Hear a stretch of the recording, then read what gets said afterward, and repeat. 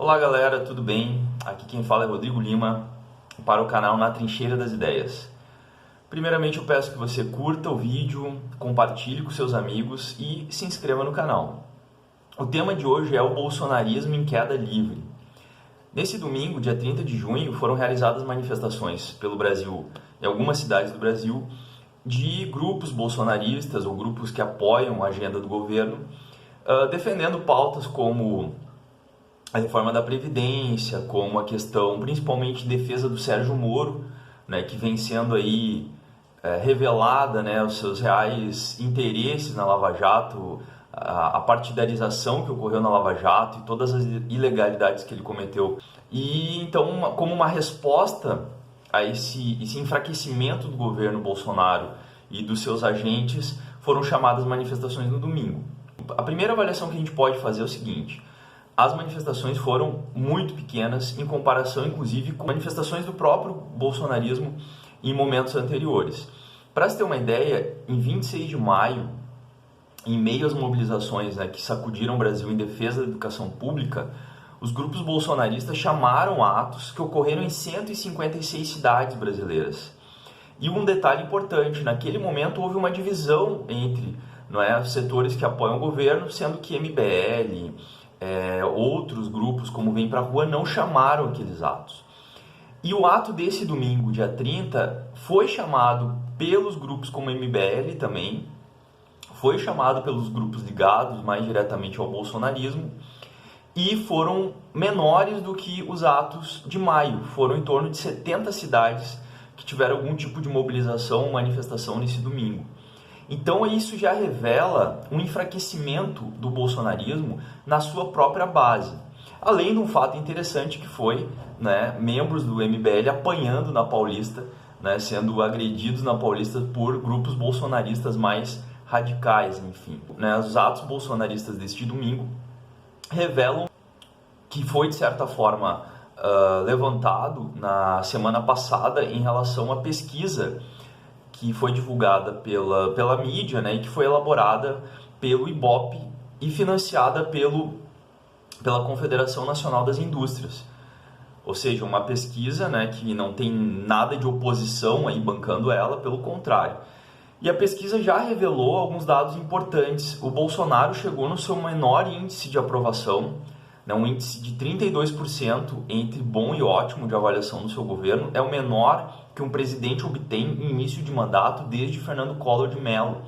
Isso é muito relevante, porque o governo Bolsonaro vem definhando em termos de sua popularidade muito rapidamente.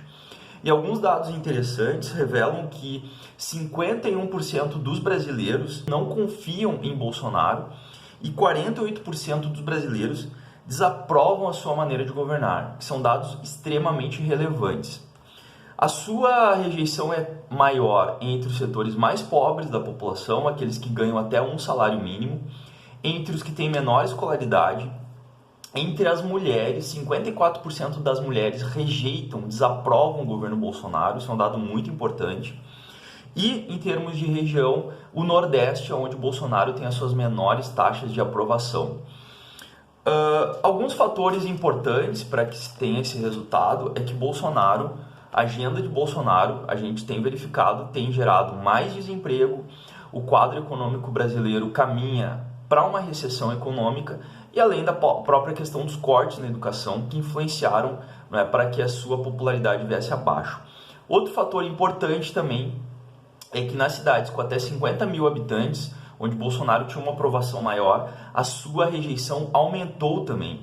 E a rejeição dele nessas cidades, nas cidades desse porte, já é equivalente à que ele tem nas cidades de grande porte, onde a sua rejeição já era maior. Para encerrar essa nossa conversa, um fato interessante, um fato que chamou a atenção nessa pesquisa, é que na região sul do Brasil, os estados de Santa Catarina, Paraná e Rio Grande do Sul, a aprovação do governo Bolsonaro aumentou entre abril e junho, ou seja, passou de 44% para 52%. E aí muita gente se questiona, como que se explica esse fenômeno? Eu não tenho aqui um estudo aprofundado, mas eu levanto algumas hipóteses. Eu entendo que, por exemplo, a região sul do Brasil tem taxas menores de desemprego em comparação com a média nacional. Na região sul, essas taxas giram em torno de 8%. Então elas afetam a população trabalhadora, mas não numa mesma dimensão que no resto do país. Outro fator importante é que a renda per capita no Sul é maior que a média nacional. Os estados, né, da região Sul estão entre os estados com maior renda per capita. E isso acaba concatenando, acaba se relacionando com o perfil social daqueles que apoiam o Bolsonaro, que são os que têm a renda acima de 5 salários mínimos, é onde ele tem maior aprovação, e isso acaba combinando com o perfil da região. Além do que, nós temos uma inflexão conservadora na região Sul, que é anterior, inclusive, à eleição do Bolsonaro. Nós não podemos esquecer que no estado, por exemplo, como Santa Catarina, já no início de 2017, nas pesquisas prévias que ocorriam lá em relação ao presidente da República, né, as pesquisas presidenciais, mesmo com Lula no cenário, Bolsonaro já tinha atingido o primeiro lugar nas intenções de voto já naquele momento, e dali para cima ele só cresceu. Além do que, nós temos uma base neofascista mais articulada e mais organizada na região, isso é histórico, e um apoio importante dos setores ligados ao agronegócio, que tem influência muito forte na região Sul também. E aí, para finalizar, tem um elemento muito interessante de um cientista político chamado Armando Boito Júnior, que quando ele analisa a questão do nazismo e o apoio das classes médias ao nazismo, mesmo que com a ascensão de Hitler, o governo nazista fosse contrariando os interesses desses segmentos, mas mesmo assim eles se mantiveram fiéis ao nazismo.